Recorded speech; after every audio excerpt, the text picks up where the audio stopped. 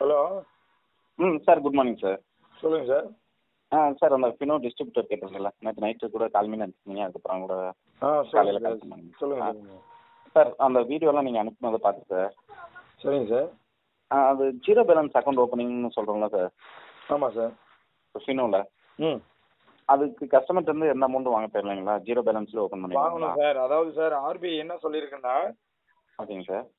ஒவ்வொரு இப்போ நான் உங்களுக்கு சுருக்கமாக புரியுற மாதிரி சொல்கிறேன் பாருங்களேன். சொல்லுங்க சார். ரீசார்ஜ் பண்ணுறோம் மொபைலுக்கு. முன்னாடி எப்படி பண்ணோம்? 10 ரூபா ரீசார்ஜ் பண்ணால் 3 வருஷத்துக்கு இன்கமிங் கால் வரும். ஓகேங்க சார். இப்போ நாம என்ன பண்ணுறோம்? பேசிக்காக ஒரு ரீசார்ஜ் பண்ணலாம், இன்கமிங் வராது, அவுட் கோயிங் வராது, ஒரு மாதம் தான் வரும். ஆமாங்க சார். ஸோ இப்போ இந்த சூழ்நிலை மாதிரி தான் மேலே சர்வரோட ரேட்டை ஏற்றுனதுனால ஓகேங்க சார். உங்களுக்கு என்ன பண்ணுவாங்க அப்படின்னு பார்த்தீங்கன்னா, பேசிக்காக ஒரு அக்கௌண்ட் மெயின்டெனன்ஸ் பண்ணுறதுக்குன்னு ஒரு சார்ஜ் இருக்குது. ஆர்பிஐ வந்து அது ரூல் போட்டிருக்காங்க. சரிங்க சார். 250 ருபீஸ் எல்லா பேங்க்குமே. ஒரு அக்கௌண்ட் கரண்ட் அக்கௌண்ட்டுக்கு நீங்கள் கொஞ்சம் கூடுதலாக வாங்கிக்கலாம். ஆனால் சேவிங்ஸ் அக்கௌண்ட்னா எந்த விதமான சேவிங்ஸ் அக்கௌண்ட்டாக இருந்தாலும் 250 ருபீஸுங்கிறது பேசிக்கு. சரிங்க சார். சரி, எதுக்கு சார் அந்த 250 ருபீஸ்னா, ஒரு வருஷத்துக்கு நீங்கள் பணம் போட்டாலும் எடுத்தாலும் எதுவும் செய்யவில்லை என்றாலும் உங்கள் அக்கௌண்ட்டை ஆன்லேயே வச்சிருக்கிறதுக்கு. சரிங்க சார். ஒன்று. ரெண்டாவது, இப்போ ஜஸ்ட் நீங்கள் வந்து பணம் போடலை, எடுக்கலை, எதுவுமே பண்ணலை, ஒரு 6 மாதம் கழிச்சு உங்கள் ஏடிஎம் கார்டை போய் போட்டு செக் பண்ணுறீங்க பேலன்ஸு. அப்போ உங்கள் அக்கௌண்ட் ரன்னிங்கில் இருந்தால் தானே ஒர்க் ஆகும். ஆமாங்க சார். அதனால ஏடிஎம் மெயின்டெனன்ஸ் ஒன்று, அக்கௌண்ட் மெயின்டெனன்ஸ் ஒன்று ஒரு வருஷத்துக்கு. அதுக்கப்புறம் அந்த ஏடிஎம் கார்டுக்கு 2 லட்ச ரூபாய் ஆக்சிடென்ட் இன்சூரன்ஸ் கவரேஜ். சரிங்க சார். இப்போ சில வங்கிகளில் 1 லட்ச ரூபா தராங்க, நம்ம வங்கியில் வந்து 2 லட்ச ரூபா தரோம் ஆக்சிடென்ட் இன்சூரன்ஸ் கவரேஜ். அவங்களுக்கு எந்த ஸ்பெசிஃபிக்காக எதுவும் தேவையில்லை. நார்மலாக ஒரு விபத்தில், எந்த விபத்துலையாவது ஒரு விபத்தில் ஒரு நபர் அக்கௌண்ட் ஹோல்டர் இறந்துட்டார் அப்படின்னா அவருக்கு தேவையானதை வந்து அவங்க வந்து இது 2 லட்ச ரூபா வந்து அவங்க ஃபேமிலிக்கு நாமினிக்கு செட்டில் பண்ணுவாங்க. அது நம்ம அக்கௌண்ட் ஓப்பன் பண்ணி கொடுத்தோன்னா நம்மளே அதை ப்ராசஸ் பண்ணலாங்களா சார்? நீங்களாவும் ப்ராசஸ் பண்ணலாம், ஒன்றும் பிரச்சனை இல்லை. சரிங்க சார். சரிங்க சார். இந்த 3 ஆப்ஷன் சொல்கிறேன். அடுத்தது எஸ்எம்எஸ் சார்ஜஸ். ஓகேங்க சார். இந்த பேசிக்கான ஒரு 4 ஆப்ஷனுக்காக தான் சார் அவங்க வந்து பேசிக்காக 250 ருபீஸ் ஃபிக்ஸ் பண்ணியிருக்காங்க. இதில் வந்து ஒரு வங்கிகளும் எடுக்கக்கூடிய டைமிங்ஸு, எடுக்கக்கூடிய அமௌண்ட்டு இதெல்லாம் மாறுபடும். இந்தியன் வங்கியில் பார்த்தீங்கன்னா ஒரு 6 மாதத்துக்கு கழிச்சு ஒரு 125 ரூபா போடுவாங்க ஏடிஎம் சார்ஜஸ்னு. ஆமாங்க சார். அப்புறமா ஒரு 75 ரூபா போடுவாங்க ப்ராசஸிங் சார்ஜஸ்னு. இப்படி ஒவ்வொரு வங்கியில். அப்புறம் நீங்கள் ஏடிஎம்ல எப்போவாது எடுக்கும்போது 7 ரூபான்னு போடுவாங்க, 20 ரூபான்னு போடுவாங்க. இப்படி போட்டு ஆக மொத்தத்தில் அவங்க 250 ருபீஸ் கம்ப்ளீட் பண்ணியிருப்பாங்க ஒரு வருஷத்துக்குள்ள எல்லா அக்கௌண்ட்லேயுமே. ஆமாங்க சார். ஏடிஎம்க்கு ஒரு 116 எவ்வளோ பிடிக்கிறாங்க, அப்புறம் எஸ்எம்எஸ் சார்ஜ் அது இதுன்னு பிடிச்சிக்கிட்டே தான் இருக்காங்க. அதான் சார், அது வந்து ஃபிக்ஸடாக உங்களுக்கு தெரிஞ்சு பிடிக்கிறதுனால தெரியுது. சம்டைம் 2 ரூபா, 3 ரூபா, 1 ரூபா 80 பைசா இப்படி எப்படியாவது பிடிச்சி 250 ருபீஸை வந்து கம்ப்ளீட் பண்ண சொல்லி ஆர்பிஐ வந்து எல்லாத்துக்குமே ரூல் கொடுத்துருக்காங்க. ஓகேங்க சார். ஓகேங்க சார். ஸோ இந்த 250 ருபீஸ் நம்ம வங்கிக்கும் பொருந்தும். இதில் நீங்கள் ஜீரோ பேலன்ஸ் அக்கௌண்ட்டாக எனக்கு வேணும் அப்படின்னீங்கன்னா மேலே 100 ரூபா சேர்த்து தேவைப்படும். ஏன்னா இது 4வது ஆப்ஷன். அது சரிங்க சார். கூடுதல் ஆப்ஷனுக்காக 100 ரூபா சேர்த்து கட்டணும். ஏன்னா நீங்க பணம் போட்டாலும் எடுத்தாலும் எது பண்ணாலும் பண்ணலனாலும் அந்த வருஷம் ஃபுல்லா அந்த அக்கௌண்ட் ஆக்டிவ்ல இருக்கும். சரிங்க சார். சரிங்க. இது வந்து இதுதான் சார் பேசிக்கா. அக்கௌண்ட் வெரைட்டிஸ்னு பாத்தீங்கன்னா, சேவிங்ஸ் அக்கௌண்ட்ல வந்து பிரதான் சேவிங்ஸ் அக்கௌண்ட் 1000 ரூபா மினிமம் பேலன்ஸ் மெயின்டைன் பண்ற அக்கௌண்ட். 1000 ரூபா மினிமம் பேலன்ஸ் மெயின்டைன் பண்ணீங்கன்னா நீங்க வந்து 250 ரூபா கட்டினா போதும். ஓகேங்க சார். வித்தவுட் ஜிஎஸ்டி ஒரு 40 ரூபா வரும். அடுத்து பாத்தீங்கன்னா மினிமம் பேலன்ஸ் மெயின்டைன் பண்ண மாட்டேன், எனக்கு ஜீரோ பேலன்ஸ்ல வேணும்னா சுபா சேவிங்ஸ் அக்கௌண்ட். அதுக்கு வந்து நீங்க வந்து நான் 250 + 100 சேர்த்து தான் கட்டி ஆகணும். சரிங்க சார். அடுத்தது வந்து ஜன் சேவிங்ஸ் அக்கௌண்ட். இதுக்கு 250 ருபீஸ் காமன் தான். பட் ஆனால் ஏடிஎம் கார்டு மட்டும் இதுக்கு வராது. இது வந்து படிப்பே இல்லாதவங்களுக்கு தரது. கையெழுத்தே போட மாட்டாங்க, அவங்களுக்கு பார்வை தெரியாது, ரொம்ப வயசாயிடுச்சு, அவங்களால எங்கேயும் மூவ் பண்ண முடியாது அப்படிங்கிறவங்களுக்கு வந்து ஒன்லி ரேகா மட்டும்தான் அதுல ரன்னிங் ஆகணும். கவர்மெண்ட் கொடுத்த ஜன்தன் சேவிங்ஸ் அக்கௌண்ட் மாதிரி ஜன் சேவிங்ஸ் அக்கௌண்ட். நாளைக்கு ஏதாவது வந்து கவர்மெண்ட் ஒரு சலுகை அறிவிக்குதுன்னா அந்த ஜன் சேவிங்ஸ் அக்கௌண்ட் பொருந்தும். அடுத்து பவிசியா சில்ட்ரன் சேவிங்ஸ் அக்கௌண்ட். இது வந்து ஸ்டூடெண்ட் அக்கௌண்ட்னு சொல்லுவாங்க. 9 வயசுல இருந்து 18 வயசு வரைக்கும் உள்ள ஸ்டூடெண்ட்டுக்கு இது பொருந்தும். சரிங்க சார்.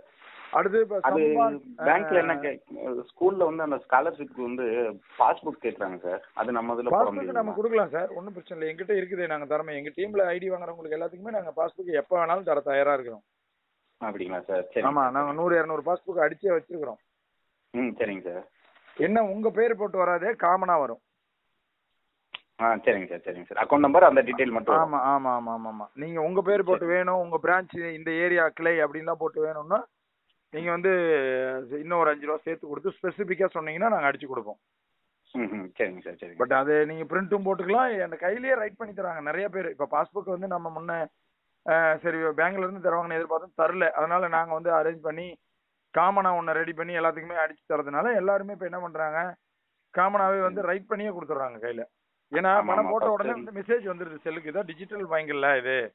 ஆமாங்க சார். அதனால உடனடியா மெசேஜ் வந்துடுறதுனால அவங்க வந்து எதிர்பார்க்கறதில்ல. பட் இருந்தாலும் சில தேவைகளுக்காக வந்து பாஸ்புக் கேட்கறாங்க அப்படின்னு சொல்லிட்டு அந்த இது சீல் வச்சு அதை பண்ணி கொடுப்பாங்க. சரிங்க சார். ஓகேங்க சார். இப்போ நம்ம ஸ்பைஸ் மணிலையும் இதுலயும் டிஸ்ட்ரிபியூட்டர் எடுக்கணும்னா எவ்வளோங்க சார் ஆகும் டோட்டல்? ஸ்பைஸ் மணில இப்போ டிஸ்ட்ரிபியூட்டர் ஆப்ஷன் ஸ்டாப் பண்ணிருக்காங்க சார். சரிங்க சார். ஃபினோலாங்க சார் தரல. ஆமா, அது வந்து இப்போ ஸ்டாப் பண்ணி வச்சிருக்காங்க. எப்ப தருவாங்கன்னு தெரியல. எப்ப அளவுடு கொடுத்தாலும் நீங்க வாங்கிக்கிங்க. சரிங்க சார். இப்போ ஒரு 20 நாளைக்கு முன்னாடி கேட்டிருந்தீங்கன்னா கூட கொடுத்துருப்போம். அப்பெல்லாம் இருந்தது அவைலபிள். சரிங்க சார். ஏதோ சில காரணங்களுக்காக வந்து அதை லாக் பண்ணி வச்சிருக்காங்க, ஏன்னு தெரியல. சரிங்க சார். அதனால அதை மட்டும் இப்போ ஸ்டாப் பண்ணுவோம். இப்போ வந்து உங்களுக்கு ஃபினோ, ராபி பே, வசந்தம் ரீசார்ஜ், இந்த 3 போதும் சார். உங்களுக்கு ஒரு நாளைக்கு நீங்க உங்களுக்கு உழைப்பு போட தயாரா இருந்தால் as a டிஸ்ட்ரிபியூட்டரா நீங்க ஒரு 3 மாசம் நல்ல ஹார்ட் ஒர்க் பண்ணிட்டீங்க அப்படின்னா உங்களுக்கு வந்து பாத்தீங்கன்னா மந்த்லி ஒரு 30,000 ரூபாய் இன்கம் வந்துடும். நீங்க அதுக்கப்புறம் வேலை செய்ய தேவையில்ல, வீட்டுல இருந்தா போதும். ஜஸ்ட் ரீட்டைலரை மெயின்டைன் பண்ணா போதும். 30,000 ரூபாய் வரலன்னா என்ன கேளுங்க. அதாவது என்ன சொல்றதுன்னா, இப்போ அது நீங்க சொல்றது புரியுது, உங்க வீடியோல பாத்திருக்கேன். உங்க வீடியோ ரொம்ப ஈஸியா நல்லா புரியுது. இல்ல சார், அதாவது முதல்ல பாத்தீங்கன்னா நான் மட்டுமே பேசி பார்த்தேன். எல்லாரும் வீடியோ போடுற மாதிரி தான் நான் மட்டும் பேசி போட்டேன். அது பிரயோஜனம் இல்ல. அவங்க வந்து என்னன்னா, அது அவங்களுக்கு அவங்க என்ன எதிர்பார்க்கறாங்க, அவங்க மைண்டுக்குள்ள ஒரு கேள்வி வரும். அந்த கேள்விக்கான ஆன்சர் வந்து நம்ம சொல்லுவோமா, நமக்கு தெரிஞ்சாதானே சொல்லுவோம். அதனாலதான் நாம அப்புறம் ட்ரெண்டே மாத்தினேன். நான் இப்போ ஒரு 400-500 வீடியோ போட்டது எல்லாமே பாத்தீங்கன்னா ஒரு லைவா, இப்ப நீங்க என்ன பேசுறீங்க, என்ன கொஸ்டின் உங்களுக்கு, அதுக்கு என்ன நான் தர ஆன்சர் என்ன, இதை பிராக்டிகலா போடும்போதுதான் அவங்களுக்கு வந்து எளிமையான புரிதல் ஏற்படுது. ஆமாங்க சார், ஒவ்வொரு டவுட்டும் கிளியரா நம்ம. ஆமாங்க, ஏற்கனவே நிறைய பேர் ஃபினோ வாங்கி ஒர்க் பண்ணாம விட்டவங்க, புதுசா செய்யணும்னு ஆசைப்படுறவங்க, வேற பிசினஸ்க்காக தேடினவங்க எல்லாம் கூட நம்ம பிசினஸ்க்காக உள்ள வந்திருக்காங்க. நேத்து கூட ஒருத்தர் கால் பண்ணாரு, அந்த மாதிரி இந்த நல்லா இருக்கு சார் அப்படின்னு சொல்லி ரொம்ப பாராட்டுற அளவுக்கு தான் இருக்குதுன்னு வச்சுக்கோங்க. அதுக்காக சொல்லுவாங்க. இல்லைங்க சார், அதான் ரொம்ப எளிமையா புரியுது உங்களோட வீடியோ எல்லாம். நீங்க எந்த டிஸ்ட்ரிக்ட் சொன்னீங்க? நான் மதுரை டிஸ்ட்ரிக்ட் சார். மதுரை. அதாவது பாத்தீங்கன்னா சார், நேத்து ஒருத்தர் சொன்னவர் என்ன தெரியுங்களா சொன்னாரு, அதாவது வேற ஒரு வீடியோ அவர் பாத்துக்கிட்டு இருக்கும்போது கமெண்ட்ஸ் போய் பாப்பாங்க எல்லாருமே காமனா. கமெண்ட்ஸ்ல போயிட்டு உங்களுக்கு ஃபினோ பற்றிய சந்தேகங்களை இந்த சேனல்ல போய் பாருங்க அப்படின்னு என்னோட லிங்கை யாரோ கொண்டு போய் பேஸ்ட் பண்ணிருக்காங்களா அதுல. அப்படிதான் சார் உங்க சேனலை வந்து பார்த்தேன் அப்படின்னு என்கிட்ட சொன்னாரு. நான் எனக்கு அந்த ட்ரெண்ட் மெத்தடே இப்பதான் எனக்கு தெரியும் அப்படின்னு. அந்த அளவுக்கு சார் உங்க இங்க போய் பாருங்க உங்களுக்கு புரியும் அப்படின்னு ஒருத்தர் சுட்டி காட்டுறாரு அப்படின்னா எனக்கு நான் நம்பிக்கையோட வந்தேன் சார். நல்லா புரிஞ்சுது, எனக்கு புரிதல் இருந்தது. தொடர்ந்து கண்டிப்பா நான் வந்து இதை நான் டிஸ்ட்ரிபியூட்டர்ஷிப் எடுத்து பண்றேன் சார் அப்படின்னாரு. டிஸ்ட்ரிபியூட்டர்ஷிப் நீங்க எடுத்து செய்வதாக இருந்தால் நான் ஏற்கனவே சொன்ன மாதிரி தான் நீங்க வீடியோல பாத்திருப்பீங்க. கண்டிப்பா வந்து கடுமையான உழைப்பு 3-4 மாதங்களுக்கு இருக்கணும். சரிங்களா? நீங்க கடைகளை போய் அட்டன் பண்ணும். நீங்க மதுரை மார்க்கெட்னா மதுரை மார்க்கெட் பெரிய மார்க்கெட், அருமையான மார்க்கெட். நீங்க எல்லா கடைகளையும் அட்டன் பண்ணணும். போயிட்டு நம்மளுடைய ப்ராடக்ட் சேல் பண்றதுக்கு என்ன வழியோ அதை தான் நம்ம வந்து அதுல உள்ள முதல்ல சார் நம்ம ப்ராடக்ட் சேல் பண்ணோம்னா அதுல உள்ள பிளஸ் பாயிண்ட் நம்ம எடுத்துக்கணும். ஆமாங்க சார். ஓகேங்களா? மைனஸ் பாயிண்ட்ங்கிறது, மைனஸ் பாயிண்ட் இல்லாத ப்ராடக்ட்ங்கிறது இந்த உலகத்துல எதுவுமே கிடையாது. பட் நம்மளதுல வந்து என்ன இருக்கு அதை எப்படி பிளஸ்ஸா மாத்தணும் அப்படிங்கறது எல்லாமே நம்ம தெரிஞ்சு வச்சிருக்கணும் நிறைய விஷயங்களை. ஆமாங்க சார், கஸ்டமர் ஒருத்தவங்க क्वेश्चन கேக்குறாங்கன்னா நம்ம ஆன்சர் பண்ணணும். அந்த क्वेश्चनக்கு தெரியாத நம்மளதுல என்ன சார் நம்மளதுல வந்து நிறைய பிளஸ் பாயிண்ட் என்னன்னா, ஐபிஓல இந்தியன் ஷேர் மார்க்கெட்ல இப்ப வெளியிட்டு கடந்த 2 வருடங்களா 20 கோடி ரூபாய் லாபம் இருக்குது நம்ம வங்கி. இப்ப பேமெண்ட் வங்கியில இருந்து ஷெட்யூல்டு வங்கியா மாறி இருக்குது. நம்மளதுலதான் ஃபர்ஸ்ட் ஆதார் டெபாசிட் கொண்டு வந்து லான்ச் பண்ணி டெமோ பார்த்தது நம்மளதுலதான். ஓகேங்க சார். டிஜிட்டல் ஆதார்ல கூட ஆதார் நம்பரை வச்சு நம்ம பேங்க்ல டெபாசிட்டும் பண்ணிக்கலாம் சார். Direct deposit sir. இப்ப நான் தான் வரேன், கனரா பேங்க் அக்கவுண்ட் என் பேர்ல இருக்குது அப்படின்னா நான் நேரா ரேக வச்சு கனரா பேங்க்னு சூஸ் பண்ணி அமௌண்ட் 1000 ரூபான்னு போட்டீங்கன்னா போதும், உங்க வேலட்ல இருந்து போயிடும். இது ஒரு வகையான மணி டிரான்ஸ்ஃபர் தான். பட் டிரான்ஸ்ஃபரா இருந்தாலும் இதுக்கு எந்த சார்ஜஸும் இல்லாம நமக்கு 100 ரூபாய்க்கு 50 ரூபா ரீட்டைலருக்கு கமிஷன் தரக்கூடிய செக்மெண்டே ட்ரெயில் பார்த்தாங்க.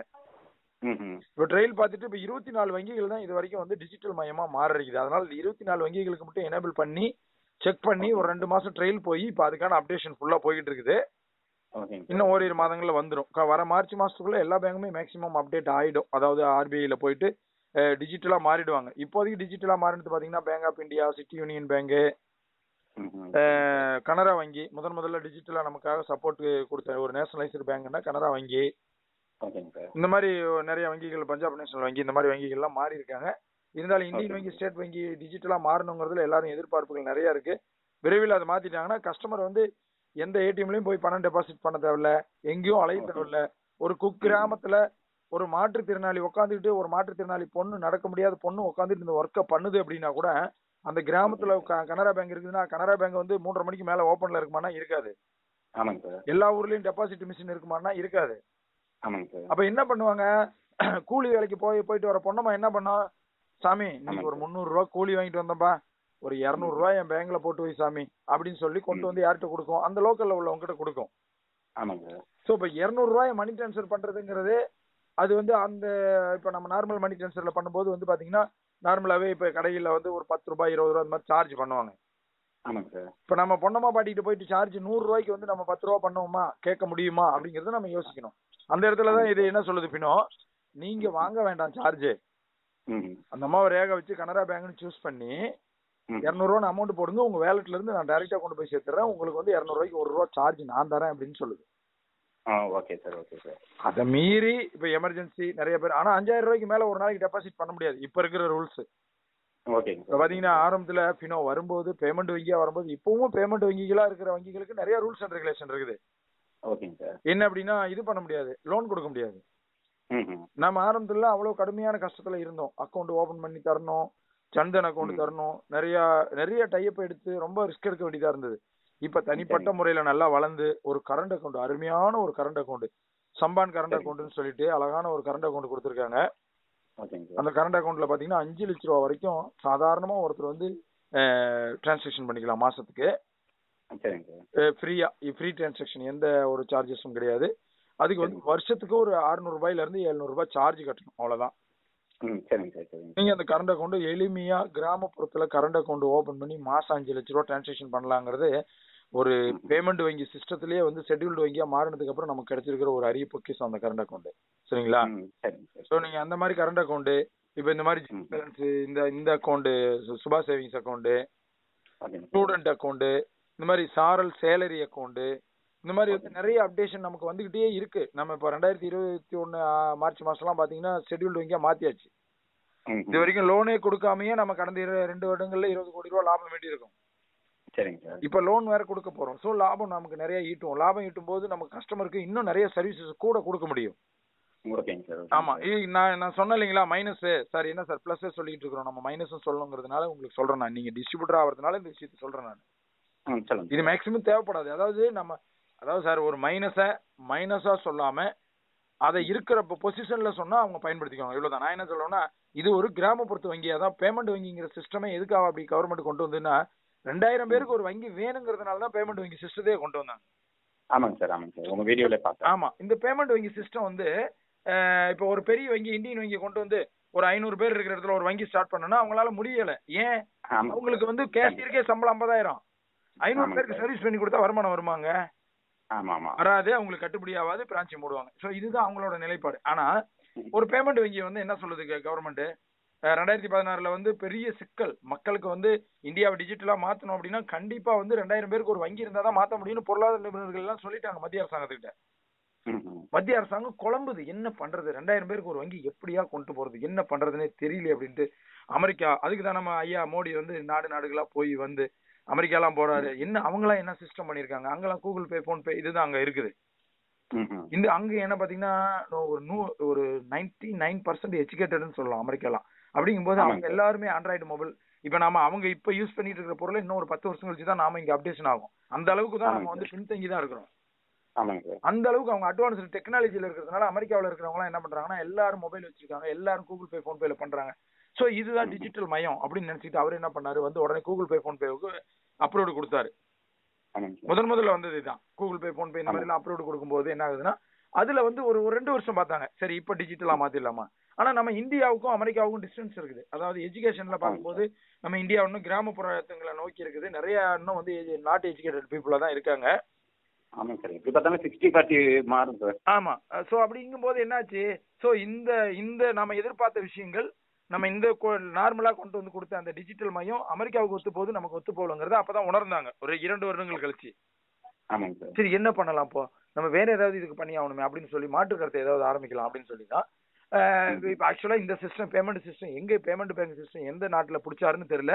இல்ல ஒருவேளை இந்தியாவுக்காகவே சிந்திச்சு ரெடி பண்ணாங்களாங்கிறதும் ஒரு கேள்விக்குறி தான். பட் என்னன்னா ஆர்பிஐ, பொருளாதார நிபுணர்கள் இவங்க எல்லாம் உட்காந்து என்ன பண்ணலாம், வங்கிகள் 2000 பேருக்கு ஒண்ணு போகணும், ஒண்ணு இப்ப இருக்கிற நேஷனலைஸ்ட் வங்கிகளை 2000 பேருக்கு ஒண்ணு ஆரம்பிக்க வைக்கணும். அவங்க ஆரம்பிச்சா அவங்களுக்கு கட்டுப்படி ஆகாது, இது ஒரு பெரிய ஒரு தடை.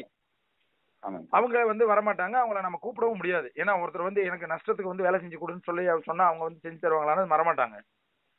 நமக்கு மனசாட்சி இருக்குல்ல. அதனால என்ன பண்ணுச்சு மத்திய அரசாங்கம், சோ இதுக்கு ரெண்டுக்கும் இடையில ஏதாவது ஒண்ணு பண்ணுவோமே அப்படின்னு சொல்லி ரொம்ப ஒரு மிகப்பெரிய சிந்தனை. இந்த கூகுள் பே, போன்பே இது எல்லாமே மேட்ச் பண்ணி பார்த்தாங்க.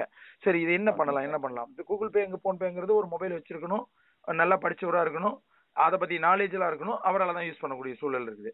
சரி இப்ப இது என்னதான் பண்ணலாம். அப்போ ஏற்கனவே ஒருத்தர் இப்போ கூகுள் பே, போன்பேங்கிறது எதுக்கு, பர்சனலா யூஸ் பண்றதுக்கு தான் முதல்ல வந்தது. நீங்க பர்சனலுக்கு தான் யூஸ் பண்ணிக்கணும், பிசினஸ் ரீதியா யூஸ் பண்ணக்கூடாது. அது வந்து என்னன்னா B2C, இது வந்து லைசன்ஸ்ல உள்ள ஒரு வித்தியாசம் சொல்றேன் பாருங்க. B2Cன்னா பிசினஸ் டு கஸ்டமர். பிசினஸ் நான் பண்றேன்னா நேரா கஸ்டமருக்கு தான் கொடுப்பேன் நான் அதோட பெனிஃபிட். அதுதான் கூகுள் பே, போன்பே டைரக்டா வந்து எனக்கு தரும். கூகுள் பே, போன்பே இது என்னது வந்து அதை வந்து பிசினஸ் நான் கடையில வச்சு பண்ணக்கூடாது. சோ இந்த நார்மல் மெத்தட் தான் வந்து ஸ்டார்டிங்ல இருந்தது. அப்போ வந்து மக்கள் வந்து சில கடைக்காரங்க எல்லாம் இதை செய்ய நினைச்சாங்க, செஞ்சாங்க. அது என்ன நடக்குது, கூகுள் பே, போன்பேல இருக்கிறது அவங்களோட ஓன் அக்கௌண்ட் தான்.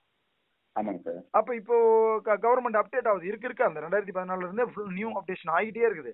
அப்ப டாக்ஸ், பேன் கார்டு எல்லாருக்கும் வேணும், எல்லாருக்கும் அக்கௌண்ட் வேணும், பணம் எங்க போகுது, கருப்பு பணத்தை எடுக்கணும், கருப்பு பணத்தை எல்லாம் ஒழிக்கணும். இந்த மாதிரி நிறைய முயற்சிகள் மேற்கொண்டுகிட்டே ஸ்டெப் பை ஸ்டெப்பா வரப்ப என்ன நடந்ததுன்னா, நீங்க வந்துட்டு இந்த ஃபிங்கரிங் சிஸ்டம், அதுக்கப்புறம் தான் இந்த ஆதார் கார்டு முயற்சி பண்ணி கொண்டு வந்தது. இது நிறைய சிக்கல்கள் சார். இப்போ ஒரு கவர்மெண்ட் வந்து பாத்தீங்கன்னா நம்ம மக்களோட பணத்தை பாதுகாக்கிறதுல நிறைய சிக்கல்களை வந்து சந்திச்சுக்கிட்டு தான் இருக்குது. நமக்கு வந்து நாம இங்க உட்காந்துருக்கிறோம், பேங்க்ல போய் பணம் போடுறோம். இது வரைக்கும் எந்த பேங்கும் உங்களை ஏமாத்த சரித்திரம் கேள்விப்பட்டிருக்கீங்களா? ஏமாத்திருக்க முடியாது. ஆனா இதுக்கு பின்னாடி ஒரு மாபெரும் ஒரு டீமே வேலை செஞ்சிட்டு இருக்குது. Indian Reserve Bank of India, RBI வேலை செஞ்சிட்டு இருக்குது. ஒரு வங்கியை கூட மக்களோட பணத்தை ஏமாத்த முடியாத அளவுக்கு அது வந்து கிடுக்குப்பிடியில வச்சிருக்குது. அது நீ வங்கி ஆரம்பிக்கணும்னா முதல்ல 1000 கோடி ரூபாய் டெபாசிட் என்கிட்ட கொண்டு வா, பணம் கட்டு, அதுக்கப்புறம் போய் ஃப்ரேம் ஸ்ட்ரக்சர்லாம் நீ மறுபடியும் ஒரு 500 கோடி ரூபாய் வச்சு ஸ்டார்ட் பண்ணு, அதை ரன்னிங் கரெக்டா கொண்டு போகல அப்படின்னா உன்னுடைய வங்கி மற்றொரு வங்கியுடன் இணைக்கப்படுகிறது என்ற பெயரில் நீ யாருக்கெல்லாம் அக்கௌண்ட் ஓபன் பண்ணி கொடுத்துருக்கியோ மக்களோட பணத்தெல்லாம் நீ கொடுத்துருக்கிற 1000 கோடி ரூபாய் டெபாசிட் பிளஸ் நீ வச்சிருக்கிற அசட் எல்லாம் எடுத்து கொடுத்துட்டு உன் வங்கி மற்றொரு வங்கியுடன் இணைக்கப்படுகிறது என்ற பெயரில் க்ளோஸ் செய்து விடுவோம். இதுதான் வந்து RBIயோட சிஸ்டம்ஸ். இது வரைக்குமே அதான் நடந்துட்டு இருக்குது. இப்ப நீங்க நிறைய வங்கிகள் கேள்விப்பட்டிருப்பீங்களா, இந்த வங்கி மற்றொரு வங்கியுடன் இணைக்கப்படுகிறது, வருஷம் ஒரு வங்கி 2 வங்கி அப்படித்தானே ஆகிட்டு இருக்கு. ஆனா இது யாருக்குமே தெரியாத மக்களுக்கு இந்த வங்கி வந்து க்ளோஸ்டு. அதாவது பாத்தீங்கன்னா ஒரு 6 மாசம் கழிச்சு அந்த வங்கி பேரே இருக்காது. மக்களுக்கு தெரிஞ்சதெல்லாம் என்ன, அப்பா சரி ரைட், இந்த வங்கி ஏதோ சிரமங்களா இருக்கும் போல் இருக்கு, அந்த வங்கியோட இணைக்கிறாங்க அப்படிதான் நினைப்பாங்க. ஏன்னா மக்கள்கிட்ட நேரடியா வங்கி நஷ்டத்தை சந்திச்சிருச்சு, அதனால இந்த வங்கியில இருக்கிற மக்களுக்கு எல்லாம் பணம் இன்னுமே லாஸ் அப்படின்னு சொல்லிட்டா பாதி பேர் வந்து ஹார்ட் அட்டாக்கே வந்துடும், பயந்துருவாங்க. அது அப்ப மட்டும் கிடையாது, மறுபடியும் பேங்குங்கிற ஒரு செக்டர் நம்புறதுக்கே மக்கள் வந்து யோசிப்பாங்க. இப்ப நம்ம பிரைவேட்ல பைனான்ஸ், பிரைவேட்ல எவ்வளவு பேர் பலகார சீட்டு நடத்துறவங்க ஆரம்பிச்சு 10 லட்ச ரூபாய் சீட்டு நடத்துறவங்க வரைக்கும் எவ்வளவு பேர் ஏமாத்திட்டு நம்ம நாலு ஒரு ஒன்னம் எழுதுற மணியா படிச்சுட்டு தான் இருக்கிறோம். தினந்தோறும் எங்கேயாவது ஒரு ஏமாற்று வேலை நடந்துகிட்டே தான் இருக்குது. நீங்க ஒரு நாள், இப்ப நான் வேணா எக்ஸாம்பிள் சொல்றேன் பாருங்க, ஒரு நாள் நியூஸ் கூட நான் ஓபன் பண்ணா ஏமாற்று வேலை இல்ல அப்படின்னு ஒரு நியூஸ் நான் பார்த்ததே இல்லை. இன்னைக்கு கூட காலையில நியூஸ் ஓபன் பண்ணி பாக்குறேன், உடனே நியூஸ் ஓபன் பண்ணோன்னு இந்த மாதிரி சென்னையில் இந்த புளியந்தோப்பு பகுதியில் இவர் வசிக்கிறாரு. இவர் வந்து ஒரு நூதன முறையில சீட்டிங் பண்ணிருக்காரு. எப்படி பண்ணிருக்காரு, அதாவது ஒரு 4-5 பொண்ணுங்களை ஒரு ரூம்ல உட்கார வச்சுட்டு ஒரு பினான்ஸ் நிறுவனத்துக்கிட்ட போயிட்டு யாரெல்லாம் கார் வாங்கி டியூ கட்ட முடியாம இருக்காங்க அவங்கள எல்லாம் முதல்ல தொடர்பு கொண்டு என்ன பண்றாரு, உங்க காரை வந்து டியூ கட்ட ரொம்ப கஷ்டப்படுறவங்களோட காரை வந்து எங்க கிட்ட வாங்க, நாங்க மாசம் 20,000 ரூபாய் வாடகை தரேன், அப்படின்னு சொல்லிட்டு ஒரு ஒரு இதை போட்டு அவர் 20,000 ரூபாய் வாடகை எல்லாம் கொடுப்பாரு. கார் எங்க இருக்குதுன்னு ஓனருக்கு தெரியாது. இப்படி அவர் ஒரு 10 கார் 20 கார் வாங்க வேண்டியது, அது அந்த ஆர்சி புக் இது எல்லாமே ஹேண்ட் ஓவர் பண்ணுவாங்க. சில டாக்குமெண்ட்ஸ் எல்லாம் வச்சு அவர் வந்து வேற ஒரு இடத்துல லோன் வாங்க வேண்டியது.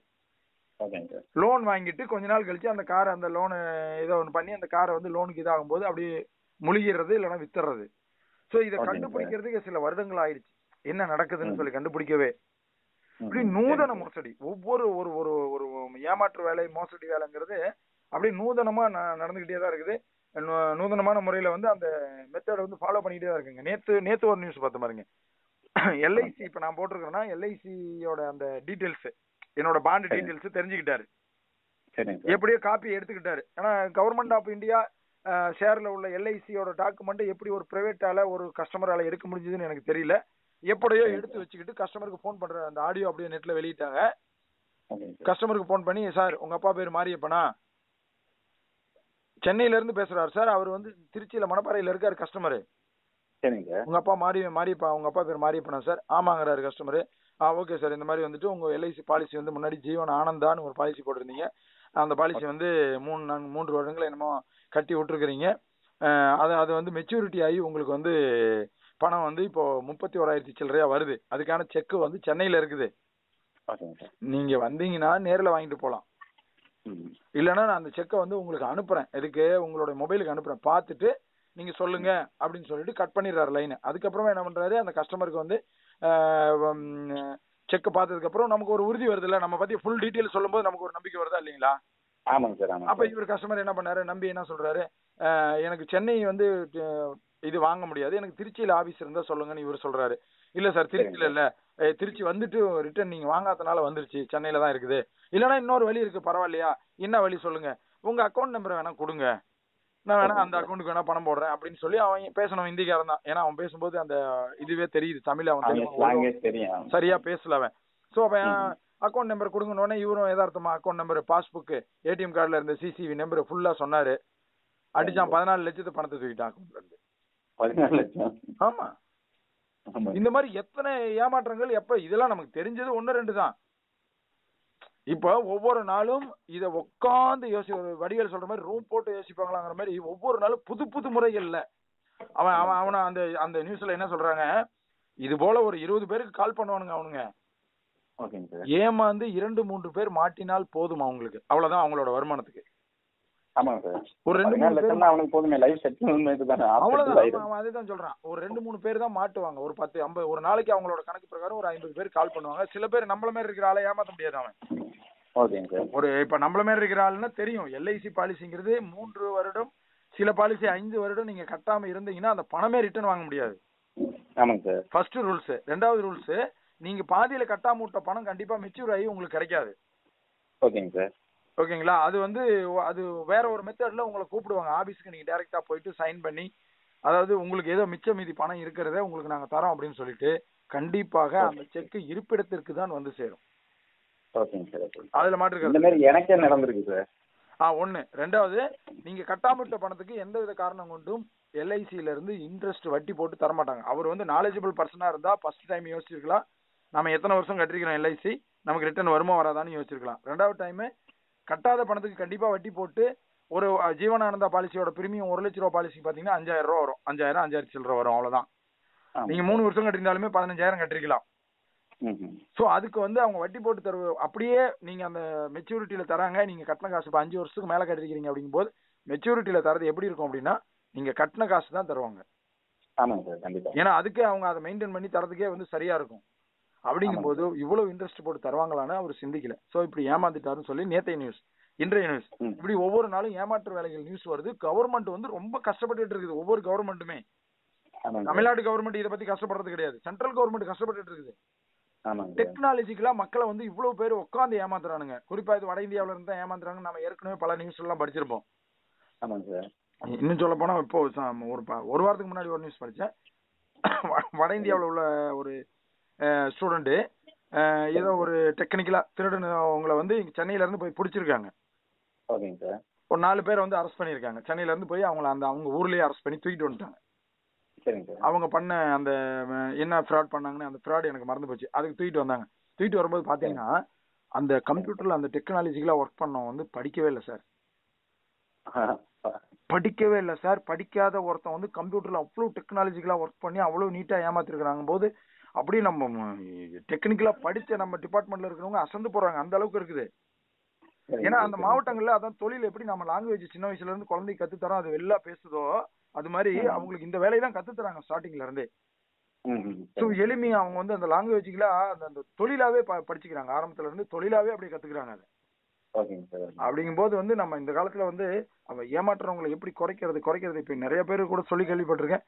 இந்த மத்திய அரசாங்கம் அமைஞ்சதுக்கு அப்புறம் வட இந்தியாவில வந்து ஒரு என்ன இது கொஞ்சம் கொஞ்சமா வந்து குறைஞ்சிருக்கு, அதாவது தீவிரவாதமே குறைஞ்சிருக்குன்னு தான் சொல்றாங்க. ஏன்னா முன்னாடி நடந்த கொலைகள் இது எல்லாமே பரவாயில்ல அப்படிங்கிற மாதிரி இருக்காங்க. ரொம்ப ஸ்ட்ரிக்டா இருக்காங்க. அதுக்குதான் ஆதார் கார்டு. ஆதார் கார்டு ஆரம்பத்துல வேணாம் நம்ம எல்லாம் போராடணும். ஆனா இன்னைக்கு ஆதார் கார்டு இல்ல அப்படின்னா நிறைய போர்ஜரி கண்டே பிடிக்க முடியல. யோசிச்சு பாருங்க. சென்னையில நடந்த சம்பவம் பாருங்க. ஒரு 2 பேர் சேர்ந்து லேடிஸ் தான் 2 பேர் சேர்ந்து பலகார சீட்டு நடத்துறாங்க. கிட்டத்தட்ட 20, 30, 40 லட்சம் அது ஏதோ ஒரு அமௌண்ட் சொன்னா சம்திங் 50 லட்சம் பக்கமா அமௌண்ட் ஏர்ன் பண்ணிட்டாங்க. பலகார சீட்டு அந்த தீபாவளி டைம் வந்தோடனே என்ன பண்ணிட்டாங்க, 2 பேரும் ஏமாத்துற மாதிரி தலைமறைவாகுறாங்க. அதுல ஒரு அம்மாவை அரெஸ்ட் பண்ணிடுச்சு போலீஸ். இன்னொரு அம்மா கிட்ட தான் அந்த பணம் எல்லாம் இருக்குது. அந்த பணத்தை எடுத்துக்கிட்டு சென்னையில இருந்து அந்த அம்மா வந்து காஞ்சிபுரம் வந்துருச்சு. காஞ்சிபுரம் வந்துட்டு சும்மா ஒரு 500 ரூபாய்க்கு வாடகைக்கு எடுத்துக்கிட்டு நல்லா ஜாலியா ஊர் சுத்துது, எல்லாம் பண்ணுது. அங்க ஹோட்டல்ல வேலை செய்யறது, பாத்திரம் கழுவு போறது, இந்த மாதிரி பண்ணிட்டு இருக்குது. அந்த அம்மா பேரு ஜானகின்னு நினைக்கிறேன். அவங்க அந்த அம்மா இன்னொரு அம்மா கிட்ட தான் பணம் இருக்குதுன்னு அந்த அம்மா சொல்லுது, மாட்டின அம்மா. இந்த அம்மாவை கண்டே பிடிக்க முடியலைங்க, அட்ரஸ் வச்சு கண்டே பிடிக்க முடியல. அப்புறம் என்ன பண்ணாங்க, சரி ரைட்டு, எப்படி வந்து இந்த கோவிட் தடுப்பூசி யாராவது ஜானகிங்கிற பேர்ல போடுறாங்களா அப்படின்னு சொல்லி ஒரு செக்அப் ஏன்னா போலீஸோட மூளை தான் தெரியும்ல, சிந்திப்பாங்க எந்த வழியில தான் அவங்களை கண்டுபிடிக்கிறது. சரி ஜானகிங்கிற பேர்ல எங்கேயாவது சென்னை சுற்று வட்டாரத்துல போடுறாங்களான்னு பாப்போமே அப்படின்னு சொல்லிட்டு தேடுறாங்க. தேடும்போது பாத்தீங்கன்னா கிட்டத்தட்ட ஒரு 1500 பேர் ஜானகிங்கிற நேம்லயே போட்டிருக்காங்க. இதுல எல்லாமே கழிக்கிறாங்க, ஒன்னொன்னா கழிச்சிட்டு வராங்க. தூத்துக்குடி, கன்னியாகுமரி, மதுரை இந்த மாதிரி எல்லாம் கழிச்சு முடிச்சுட்டு கடைசியா ஃபில்டர் பண்ணி எடுத்து பார்க்கும்போது காஞ்சிபுரம் பக்கமா ஜானகிங்கிற இந்த அம்மா மட்டும் தான் போட்டிருக்குது ஊசி. ஆதார் கார்டு பதிஞ்சிருக்குது கரெக்டா. அந்த ஆதார் கார்டு எடுத்து பார்க்கும்போது அந்த அம்மா அட்ரஸ் சென்னை அட்ரஸ். நேரா போயிட்டு 2 போலீஸ் தங்குறாங்க, அந்த ஏரியாவிலே தங்குறாங்க. எந்த ஏரியாவில ஊசி போடுதோ அந்த ஏரியாவில தங்குறாங்க. தங்கி 20 நாள் தொடர்றாங்க. அந்த பொண்ணு கிடைக்க மாட்டேங்குது. அந்த பொம்பளை ஏன் தெரியுங்களா, அந்த பொம்பளை அதே தெருவுல தான் போய் வந்துட்டு இருக்கு. ஆனா அவங்களுக்கு தெரியல அந்த பொம்பளை என்ன டெக்னிக்கலா யூஸ் பண்ணிருக்குது. அதாவது அந்த பலகார சீட்டு நடத்தும் போது நல்லா பாடியா இருக்குது, நல்லா அடையாளம் தெரியுது. இங்க வந்ததுக்கு அப்புறம் தன்னை உருமாற்றமே பண்ணிக்கிச்சு. சாப்பிடாம ஒரு நேரம் சாப்பிட்டு 2 நேரம் சாப்பிடாம இருந்து உருமாற்றம் ரொம்ப ஒல்லியா போய் அடையாளம் தெரியாம மாதிரி ஆயிடுச்சு. இது அவ மறுபடியும் 5 நாள் தங்கி இருந்து இந்த பொண்ணு தான் நான் உறுதி பண்ணி கண்டுபிடிச்சு. இந்த சம்பவங்கள்லாம் நம்ம வந்து பாக்குறோம் நியூஸ்ல. இது மாதிரி நிறைய சம்பவங்கள் சார் மக்களை நாம நூதனமா ஏமாத்துறாங்க. இதை எல்லாமே கட்டி காப்பாத்துற ஒரு மிகப்பெரிய பொறுப்பு மத்திய அரசாங்கத்துக்கு இருக்குது. அதுக்கு கொண்டு வந்ததுதான் இந்த ஆதார் கார்டு. அதுக்கு கொண்டு வந்ததுதான் இந்த ஆதார் எனேபிள் பேமெண்ட் சிஸ்டமே. இனி வரக்கூடிய காலங்கள்ல பாத்தீங்கன்னா நீங்க வந்துட்டு அந்த ஏடிஎம் எல்லாம் இருக்கு இல்லைங்களா, ஏடிஎம்ல பாத்தீங்கன்னா வெறும் கார்டு மட்டும் போட்டா பணம் வராது, ஃபிங்கரும் வச்சாதான் பணம் வரும். ஆனா ஃபிங்கர் வச்சா மட்டும் கூட பணம் எடுத்துக்கலாம். ஆனா வெறும் கார்டு போட்டு பணம் எடுக்கக்கூடிய சிஸ்டமேட்டிக்கே வந்து கட் பண்ணிடுவாங்க. காரணம் என்ன அப்படின்னா, அந்த மொபைலை நம்பியோ அந்த ஓடிபியை நம்பியோ அல்லது ஏடிஎம் கார்டை நம்பியோ இருக்கும்போது எளிமையான முறையில டெய்லி 4 ஒரு வண்ணம் பொழுதுற மணி ஏதாவது ஒரு முறையில ஏமாத்துறாங்க மக்களை. இது தவிர்க்கணும்னா பணம் எடுக்கிறதுக்கு சம்பந்தப்பட்ட கஸ்டமரோட ரேகை உயிரோட வேணும். அந்த ஸ்கேன் பண்ணும்போது இதுல வந்து ரத்த ஓட்டம் இருக்குதான்னு பார்க்கும், அப்பதான் ஸ்கேன் பண்ணி உள்ள கொண்டு போகும். அப்படி டெக்னிக்கலா வந்து இப்ப உருவாக்கிட்டு இருக்காங்க. அதுக்கு காரணம் இந்த ஆதார் கார்டு தான். அதை தாண்டி நமக்கு ஐ ஸ்கேனரும் இருக்குது. இவ்வளவையும் பண்ணி தான் பண்றாங்க. அதிகப்படியான அமௌண்ட், அதான் 10,000 ரூபாய்க்கு மேல நீங்க ஏடிஎம்ல இனிமேல எடுக்கணும் அப்படின்னா ஃபிங்கர் வேணும் கண்டிப்பா. ஃபிங்கர் இல்லாம எடுக்க முடியாது. சோ 10,000 ரூபாய்க்கு மேல நீங்க ஃபிங்கர் வைக்க தான் ஆகணும் அப்படின்னா, நான் வந்து ஒரு ஏரியால ஒரு 5 கிலோமீட்டர் தூரத்துல ஏடிஎம் கார்டு மிஷின் இருக்குதுன்னா இப்ப எங்க அம்மாவுக்கு உடம்பு சரியில்லைன்னா நான் இங்க இருந்து கூட்டிட்டு போக முடியாது இல்லையா. அப்ப என்ன பண்ணலாம், நடமாடும் வங்கி, பேமெண்ட் வங்கி, பினோ பேமெண்ட் வங்கி கூப்பிடுங்க. ஹலோ, நான் பினோ வங்கில இருந்து தான் பேசுறேன், சொல்லுங்க. எங்க அம்மாவுக்கு பணம் ஒரு 50,000 ரூபாய் எடுக்கணுங்க, வரீங்களா? நேரா வீட்டுக்கே வந்து ஃபிங்கர் வச்சு எடுத்து கொடுத்துட்டு போறோம்.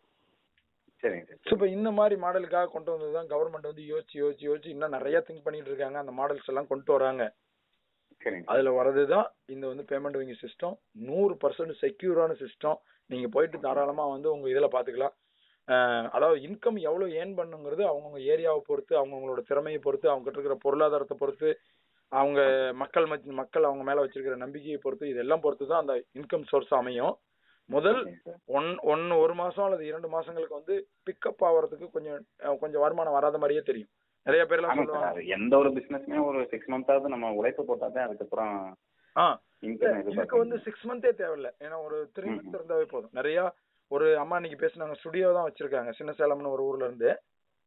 சார் நான் ஸ்டுடியோ தான் வச்சிருக்கேன், ஆனா வரவங்க எல்லாருமே நிறைய பேர் கேட்கறாங்க சார், ரேகை வச்சு பணம் எடுத்து தருவீங்களா, மணி டிரான்ஸ்ஃபர் பண்ணி விடுவீங்களா, இதெல்லாம் இப்ப சாதாரணமான ஒரு பாட்டி கூட கேக்குது சார், அதனால எனக்கு இந்த சிஸ்டம் கொடுங்க சார். அப்படி தேடிட்டு இருக்கும்போது அவங்களோட லிங்க் கிடைச்சி எனக்கு வேணும் அப்படின்னு சொன்னாங்க.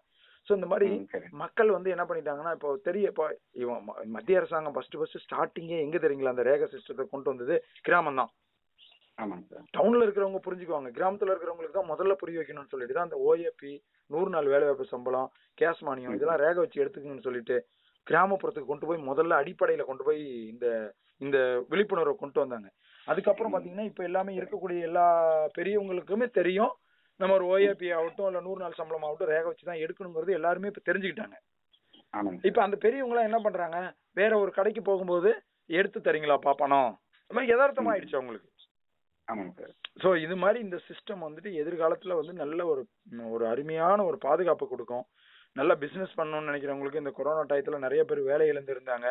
ஆனா வந்துட்டு இதை எடுத்து இது வரைக்கும் செஞ்சு நஷ்டப்பட்டாங்க அப்படின்னு சொல்ல நாங்க இது வரைக்குமே கேள்வியும் படல.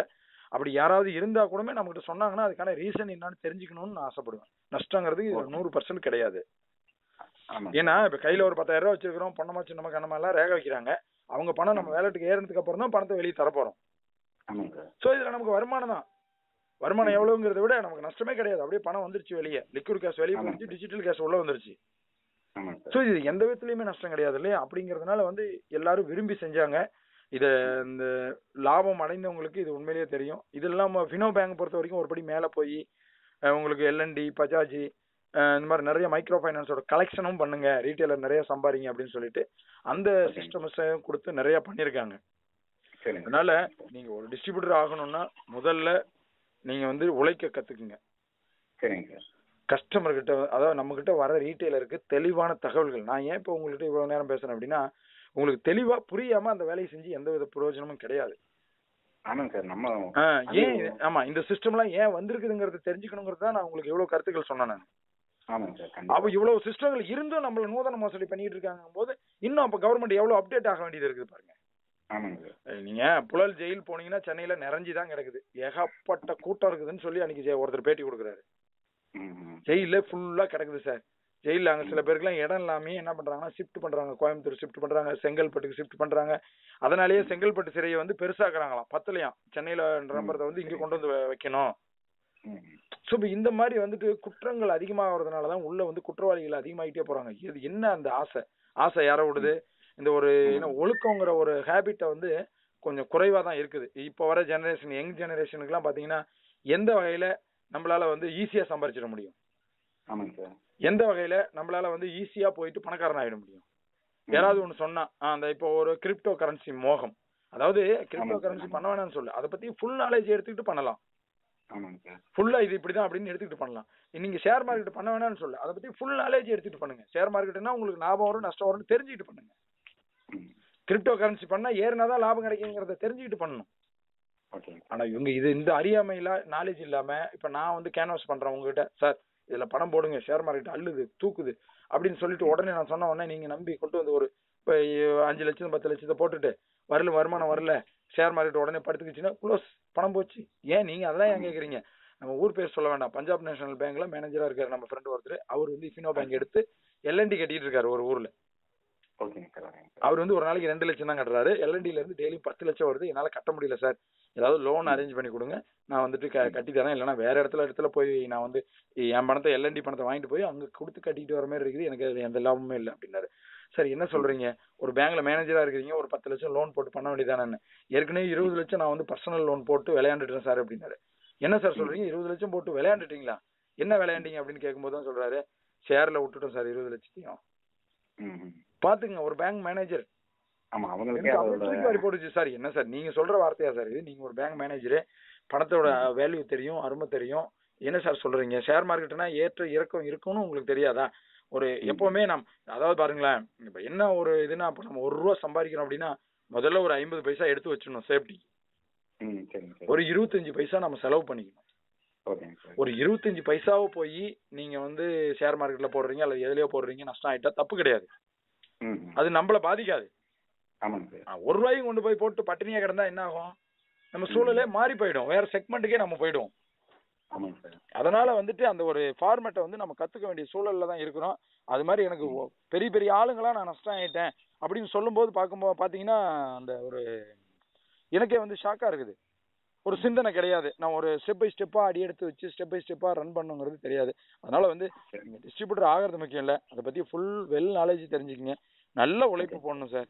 கடைக்கு போயிடணும் சார். நீங்க எந்த கடையா இருந்தாலும் சரி, பல முட்டை பணையாரம் சுத்தி வைக்கிற அம்மாவா இருந்தாலும் சரி, படிக்க தெரியுமா அந்த அம்மாவுக்கு, போயிட்டு ஒரு ஏடிஎம் கையில கொடுங்க, இந்தாம்மா யாராவது பண்ணுங்கம்மா, இதை கூட சேர்த்து பண்ணுங்கம்மா, ஒரு ரேக வைக்கிற மிஷினை கொடுங்க. ஊரா போங்க. குழு தலைவிகள், மகளிருக்கு குழு தலைவி இருக்காங்க இல்லைங்களா, அவங்கள ஒருத்தரை பிடிச்சி நல்ல ஒரு சர்வீஸ் கொடுத்தீங்கன்னா தொடர்ந்து அவங்களே வந்து ரெக்கமெண்ட் பண்ணி விடுவாங்க உங்களுக்கு. அதுக்கப்புறம் பாத்தீங்கன்னா நீங்க போய் கடைகளுக்கு போகணும். ஒருத்தர் என்ன பண்ணுவாரு, ரொம்ப பிஸியா இருக்கும் கடை, போய் வெயிட் பண்ணணும், நிக்கணும். அதுக்கப்புறமா தான் நம்ம வந்து அதை அவங்க நம்மள காது கொடுத்து கேட்பாங்க நம்ம சொல்றதை. இப்ப இருக்கிற கடைக்காரங்களுக்கு நீங்க போய் இவ்வளவு விளக்கம்லாம் சொல்ல தேவையில்ல.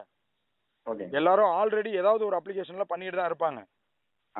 நீங்க போயிட்டு இதுல உள்ள அட்வான்ஸ்ட் ஆப்ஷனை மட்டும் சொன்னா போதும். நீங்க அதுக்கான அந்த ஐடி கார்டை போட்டுக்கிட்டு, உங்களுக்கான டிஸ்ட்ரிபியூட்டர் ஐடி கார்டு, ஒரு நீட்டா ஒரு ட்ரெஸ்ஸிங் இதெல்லாம் பண்ணிக்கிட்டு, ஒரு ஃபினோட ஒரு ஏடிஎம் கார்டு, ஒரு ஏடிஎம் மிஷின், ஒரு ஃபிங்கர் மிஷின், ஒரு டபிள்யூ பாஸ், இதெல்லாம் எடுத்துட்டு போய் நீட்டா நீங்க எக்ஸ்பிளைன் பண்ணீங்க அப்படின்னா கண்டிப்பா வந்து உங்களுக்கு அவங்க அப்போ அந்த லைசன்ஸ் உங்ககிட்ட வாங்கிக்கலனா கூட அப்புறமா ஒரு வாரம் 1 வீக் கழிச்சோ 2 வீக் கழிச்சோ உங்களை கூப்பிட்டு வாங்கிக்கிறதுக்கான எல்லா வாய்ப்புகளும் உண்டு. நிறைய பேர் என்கிட்ட ஒரு வருஷத்துக்கு முன்னாடி என்கொயரி பண்ணிட்டு திரும்பவும் இந்த வருஷம் வந்து லைசன்ஸ் வாங்கினவங்க எல்லாம் இருக்காங்க. அவ்வளவு நாள் யோசிப்பாங்க, அல்லது சந்தர்ப்ப சூழ்நிலை காரணமா அவங்களால செய்ய முடியாம போயிடும், அப்புறம் கண்டினியூ பண்ணுவாங்க. இந்த மாதிரி நம்மளுடைய உழைப்பு கடுமையானதா இருக்கணும். தொடர்ந்து ஒரு 3 மாதங்களுக்கு டிஸ்ட்ரிபியூட்டர் ஆகணும்னு நினைச்சீங்கன்னா அதுக்கு வந்து கடுமையான உழைப்பு இருக்கணும். உழைப்பு இருந்தா மட்டும்தான். அதுக்கப்புறம் இருக்கிற உங்களுக்கு வந்து ஒர்க் கம்மியா இருக்கும். அதாவது ஒர்க் மீன்ஸ் பாத்தீங்கன்னா நீங்க எங்கேயும் போக தேவை கிடையாது. போன்ல ஒரு ரீட்டைலர் கூப்பிடுறாங்கன்னா அவங்களுக்கு நீங்க சப்போர்ட் பண்ணணும். அதே மாதிரி வந்து பாத்தீங்கன்னா அவங்களுக்கு இப்போ எனி இஷ்யூ அப்படின்னா இப்போ பாத்தீங்கன்னா எல்என்டி பஜாஜ் எல்லாம் வந்து நிறைய கட்டுவாங்க. எல்என்டி எல்லாம் பாத்தீங்கன்னா ஒரு நாளைக்கு 20 லட்சம் 30 லட்சம் கட்டுற ரீட்டைலர் எல்லாம் இருக்காங்க. அவங்க கட்டும்போது நீங்க என்ன பண்ணணும், அவங்கள கூப்பிட்டு உடனடியா வந்து அதை நீங்க வந்து சொல்லணும். இந்த மாதிரி சார் இந்த மாதிரி சூழல் இருக்குது, எனக்கு வந்து பணம் லோட் ஆகல அப்படின்னு சொல்லி அவர் சொல்றாருன்னா உடனடியே நீங்க வாங்கி அவரோட மெயில வாங்கி உடனே உங்க மேலதிகாரிகிட்ட கொடுத்து சார் பணம் லோட் ஆகல, வெயிட் பண்ணிட்டு இருக்காரு அப்படின்னு சொல்லணும். அப்பப்போ அப்டேட் ஆகும். இந்த மாதிரி இது நியூ அப்டேஷன் வந்திருக்குது, ஞாயிற்றுக்கிழமை வந்து 5 மணி வரைக்கும் தான் பணம் லோடு பண்ண முடியும். ஏன்னா இது இப்ப பாத்தீங்கன்னா ஒரு பிரைவேட் செக்டார் எல்லாம் பாத்தீங்கன்னா நைட்டு 10 மணி வரைக்கும் இருக்குன்னு சொல்றாங்க. பட் அதை வந்து ஃபினோல நாங்க விசாரிச்சப்ப என்ன சொல்றாங்க அப்படின்னா, இப்போ ஒரு லேக்ஸ் கணக்குல பணத்தை எடுத்துக்கிட்டு ஒரு 8 மணி 9 மணிக்கு போகும்போது தெப்ட் ஆகிறதுக்கு வாய்ப்பு இருக்கு. அது அதனால வந்து ரீட்டைலர் பாதிக்கலாம், அல்லது வந்துட்டு நம்ம ஏன் டிஸ்ட்ரிபியூட்டர் வரைக்குமே கூட அந்த பாதிப்பு தொடரலாம். இப்போ தெப்ட் ஆயிடுச்சுன்னா என்ன பண்றதுன்னு சொல்லி நம்ம கிட்ட உடனே கால் பண்ணுவாங்க. இந்த மாதிரி வாய்ப்புகள்லாம் இருக்கிறதுனால ஃபினோ என்ன சொல்லுது, இது வந்து ஆத்தரைசேஷன் அண்டர் ஆர்பிஐல இருக்கக்கூடிய இந்திய அரசாங்கத்தின் ஒரு வங்கிங்கிறதுனால நீங்க வந்துட்டு ஈவினிங் 8 o'clock அதிகபட்ச டைம், அந்த லோடிங் டைம் போதும், அந்த லோடிங் டைம்ல போய் நீங்க லோடிங் பண்ணிக்கிங்க போதும் அப்படின்னு சொல்றாங்க. ஸோ இப்போ அதுக்குள்ள வந்து நம்ம லோடு பண்ணிட்டு நம்ம தேவையான அளவு பண்ணிக்கிங்க அப்படின்னு தான் இவங்களோட ரூல்ஸ் இருக்குது.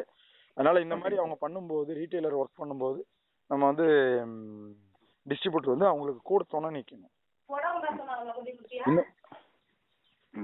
இன்னொரு விஷயம், பொருளாதார ரீதியா நம்ம எந்த ரீட்டைலருக்கும் உதவி பண்ண வேண்டிய தேவைலாம் கிடையாது. பண சப்போர்ட் எல்லாம் ஆமா ரீட்டைலர் நாமளே வந்து அவங்கள தவறுக்கு தூண்டுவதாக அர்த்தம். ஒருத்தர் சொன்னார் கோயம்புத்தூர்ல இந்த மாதிரி சார் டிஸ்ட்ரிபியூட்டர் வேற ஒரு ஐடியில டிஸ்ட்ரிபியூட்டர் எடுத்து டெய்லி வந்து ஒரு 10 கடைக்கு 20,000 ரூபா 2 லட்ச ரூபா போட்டு வரான். சாயந்தரமா போய் வசூல் பண்ணுவாரு. அதுல எனக்கு டெய்லி வந்துட்டு ஒரு 1000 ரூபா வரைக்கும் இன்கம் கிடைச்சிது சார், நான் உங்களுக்கு கமிஷன் கம்மியா கொடுப்பேன், அதுல எனக்கு கிடைக்குது. ரெண்டாவது அவங்களுக்கும் ஒரு இன்ட்ரெஸ்ட் போட்ட மாதிரி நான் அதுல ஒரு அமௌண்ட் எடுத்துட்டு தான் நான் உங்களுக்கு கொடுப்பேன் அப்படின்னு சொல்லி சொன்னாரு. ஆனா அவரே கொஞ்ச நாள் கழிச்சு கால் பண்ணாரு, ஏன் சார் இப்பெல்லாம் பண்ணீங்களா அப்படின்னு. ஏன்னா என்கிட்ட சொன்னாங்க, ஆரம்பத்துல இருந்து என்கிட்ட சொன்னாங்க அந்த மாதிரி போடுவீங்களான்னு சில பேர் கேட்பாங்க. அதெல்லாம் கிடையாதுங்க, இன்வெஸ்ட்மெண்ட் உங்களோட ஓன் ரிஸ்க். நீங்க 5000 இருந்தாலும் வச்சுக்கிட்டு பண்ணுங்க, 1000 ரூபா இருந்தாலும் வச்சுட்டு பண்ணுங்க, 10,000 இருந்தாலும் வச்சுட்டு பண்ணுங்க, 10 லட்சம் இருந்தாலும் வச்சுட்டு பண்ணுங்க, அப்பதான் வந்து உங்களுக்கு மிக முக்கிய பொறுப்பு கிடைக்கும் அப்படின்னு சொல்லிட்டு நான் சொல்லிடுறது. ஆனா அவர் வந்து அந்த மாதிரி கொடுத்ததுனால அப்புறம் கொஞ்ச நாள் கழிச்சு கால் பண்ணப்ப சொன்னாரு, இந்த மாதிரி போட்டதுல அது கண்டினியூ இல்லாம போனதுனால எனக்கு அதுல ஒன்றும் பெருசா ஒன்றும் வருமானம் இல்லை சார். நிறைய கடைக்காரங்க தரல. கடைக்காரங்க வந்து என்ன பண்றாங்கன்னா ஃபர்ஸ்ட் நம்ம கிட்ட வாங்கிக்கிறாங்க 10,000 ரூபாய் கடன் தராங்கன்னு. வாங்கிட்டு அடுத்த நாள் போய் கேட்கும்போது 5,000 தான் இருக்குது, நாளைக்கு வாங்கிக்கலாம்னு சொல்லி 5,000 கொடுக்குறாங்க. மறுபடியும் அடுத்த நாள் போனோம்னா 10,000 போட்டு அந்த பழைய 5,000 அப்படியே நிக்கிட்டுன்னு இந்த 10,000 மட்டும் தராங்க. இப்படி சுத்தி வளைச்சு நம்மள வந்து இந்த ஹோல்சேல் மார்க்கெட்டர் மாதிரியே அதை அப்படியே நமக்கு வந்து அப்படியே நிறுத்திக்கிட்டே வராங்க. அந்த கடனை தொடர்ச்சியா நிறுத்திக்கிட்டே வர்றதுனால கடைசியா நமக்கு ஏதோ ஒரு சூழ்நிலை காரணமா நம்ம செய்ய முடியாம போனாலோ இல்ல ஏதோ ஒரு ப்ராப்ளம் ஆகும்போது என்ன ஆகுது அப்படின்னா அந்த கடன் எல்லாம் நின்னே போயிடுது சார். வெளியே நிறைய பேர் சில பேர் வந்து ஏமாத்தியும் போடுறாங்க அப்படின்னாரு. அதனால சென்னை மார்க்கெட்டு சில பேர் அந்த மாதிரி பண்றாங்க, கோயம்புத்தூர்லயும் அந்த மாதிரி சில பேர் பண்றாங்க. அதான டேஞ்சர். நம்ம கொடுக்கறது ஒரு எந்த இப்ப நம்ம என்ன போய் நீங்க கம்ப்ளைண்ட் பண்ணுவீங்க, உங்களை யார் போட சொன்னாங்க அப்படின்னு தான் கவர்மெண்ட் கேட்கும். உங்களை இப்ப இதுல ரூல்ஸ் அப்படி இருக்குதா பணம் போட சொல்லி, உங்களை யார் போட சொன்னது? நீங்க ஒரு கம்ப்ளைண்டே நாளைக்கு போய் கொடுங்களாம், ஒரு 20,000 ரூபாய் தரணும் ஒரு கடைக்காரன்னு கொடுத்தீங்கன்னா என்ன ஆகும்? உன்னை யார் கொடுக்க சொன்னாங்க? நீங்க போலீஸ் ஸ்டேஷன் வேணா போங்க, அவங்க அப்படிதான் கேட்பாங்க. நீங்க இப்போ ஒரு கஷ்டம் ஒருத்தருக்கே பணம் கொடுங்களா, ஒரு 20,000 ரூபாய் கடன் கொடுங்க, கடன் அவர் கொடுக்கல, நீங்க வேணா போய் கம்ப்ளைண்ட் கொடுங்களா, போலீஸ் என்ன சொல்றாங்கன்னு பாருங்க. உன்னை யாரையா கொடுக்க சொன்னாங்க? முதல் கேஷன் உங்களை தான் கேட்பாங்க. என்ன எவிடன்ஸ் வாங்கி வச்சிருக்கீங்க? அதனாலதான் இந்த காலகட்டத்தில் கடன் கொடுக்கறதுக்கே எல்லாரும் வந்து பயப்படக்கூடிய சூழல். கடன் வேணும்னா ஏதாவது என்ன அசையா சொத்து ஏதாவது லேண்ட் இருக்கா, சேல் அக்ரிமெண்ட் கூட இப்பெல்லாம் வந்து ரொம்ப டிஃபிகல்ட்டா இருக்குதுங்கிறாங்க. சேல் அக்ரிமெண்ட் போட்டு கொடுத்துட்டு பணம் வாங்கிக்கிறாங்க. மறுபடியும் பாத்தீங்கன்னா வக்கீல வச்சு அதுக்கு நிறைய சில சட்டத்தில் உள்ள ஓட்டைகளை பயன்படுத்தி நான் வந்து தெரியாம போட்டு கொடுத்துட்டேன், ஏமாந்தி போட்டு கொடுத்துட்டேன், எனக்கு அதுக்கான வேல்யூ தரல, அப்படி இப்படின்னு சொல்லி கேஸ் மறுபடியும் நடத்துறாங்க. இதுல கொடுத்தவங்க தான் பாதிக்கிறாங்க. அதனால வந்துட்டு என்ன சொல்றாங்க, இப்ப இருக்கிற ரூல்ஸ் ஒரே ரூல்ஸ். உனக்கு எத்தனை லட்சம் பணம் வேணும்? 5 லட்சம். என்ன லேண்ட் வச்சிருக்கிற? 1/2 ஏக்கர். 1/2 ஏக்கர் என் பேர்ல கரையும் போட்டு கொடு, ஃபுல்லு சுத்த கரையும் போட்டு கொடு, இன்னொரு பேப்பர் ஒன்று போட்டுக்கோ, நான் 5 லட்சம் பணம் வாங்கியிருக்கிறேன், அந்த 5 லட்சத்துக்கு கொடுக்கும்போது இந்த கரையத்தை வந்து எனக்கு மாத்தி எழுதி தரணும்னு சொல்லி இன்னொரு அக்ரிமெண்ட் போட்டுக்கலாம். அவ்வளவுதான். இதுதான் ரூல்ஸ். இல்ல அப்படின்னா நம்ம வந்து என்ன ஆகும், நம்ம அமௌண்ட் கொடுத்தவங்க மாற்ற சூழல் வந்துடும். இந்த மாதிரி தான் இன்னைக்கு இருக்கு. அதனால வந்து நீங்க பொருளாதார ரீதியா வந்து சப்போர்ட் பண்ண வேண்டிய தேவைகள் கிடையாது. அப்படிலாம் பண்ண வேண்டிய தேவையில இல்ல. நம்ம ஜெனியூனா பண்ற ஒர்க்கை ஜெனியூனா பண்ணி அவங்களுக்கு சப்போர்ட் பண்ணாவே போதும். அதனால நான் ஒரு 3 டிஸ்ட்ரிபியூட்டர் தரேன், இதை மட்டும் கைவசம் வச்சுக்கிட்டு நீங்க ஒர்க் பண்ணீங்கன்னா போதும். இதுல வந்து 2 இது வந்து ஃபினோ வந்து 5,000 ரூபாய் நான் ரீஃபண்டபிள் டெபாசிட். இன்னும் இருக்கிற 2 டிஸ்ட்ரிபியூட்டருக்கு நீங்க ஒன்றும் அமௌண்ட் தர தேவையில்லை. அதனால இதை பண்ணீங்கன்னா போதும். 3 மாசம் ஒர்க் பண்ணுங்க. நான் சொல்ற மாதிரி ஒர்க் பண்ணுங்க. காலையில ஆனா கிளம்பிக்கிங்க. டெய்லி மினிமம் ஒரு 10 கடைக்கு போங்க. 10 கடைகளுக்கு போயிட்டு உங்ககிட்ட இருக்கிற ப்ராடக்ட்டை எடுத்து சொல்லுங்க, சார் இதுல பண்ணுங்க, ஒரே ஒரு முறை பண்ணுங்க, உங்களுக்கு எப்படி இருக்குன்னு பார்த்துட்டு சொல்லுங்க. எங்ககிட்ட இதுல எல்லாமே ப்ளஸ் பாயிண்ட் இருக்குது. இதுல அக்கௌண்ட் ஓபன் பண்ணி 15 நிமிஷத்துல ஃபினோல நீங்க ஏடிஎம் கார்டு கொடுத்துடலாம், பாஸ்புக் தரலாம். பாஸ்புக் ஒன்று அடிச்சு பாஸ்புக் சாம்பிள் எடுத்துப்போம். எல்லாமே சாம்பிள் எடுத்துட்டு போய் காட்டும் போது இப்போ இது வரைக்கும் சிஎஸ்சி இப்போ நிறைய நம்ம இப்போ ஐடி வரதெல்லாம் பார்த்தீங்கன்னா சிஎஸ்சி சேவை மையம் வச்சிருக்கிறவங்க, இந்த மாதிரி ஐடிஎஃப்சி வச்சிருந்தவங்க, இந்த மாதிரி நிறைய பேர் வந்து அதுல நாலேஜ்ல உள்ளவங்க தான் நிறைய பேர் ஐடியா கேட்கறாங்க. ஸோ அப்படிங்கும்போது நீங்க வந்துட்டு என்ன பண்ணலாம், இந்த மாதிரி ஒரு நல்ல கடைகளுக்கு போய் கேட்கலாம். இப்போ நீங்க ஒண்ணுமே அவங்க நாலேஜே இல்லாத ஒரு மளிகை கடையில போய் கேட்டீங்கன்னா கூட என்ன பண்ணுவாங்கன்னா அவங்க வந்து சற்று சிந்திப்பாங்க. சிந்திச்சுட்டு என்ன பண்ணுவாங்க, இப்போ பாருங்களேன், இன்னும் கொஞ்ச நாள் ஆக ஆக என்ன தெரியுங்களா மாறும், ஏடிஎம் கார்டா கொண்டு போவாங்க. யாரும் லிக்விட் கேஷ் யூஸ் பண்றதை குறைப்பாங்க.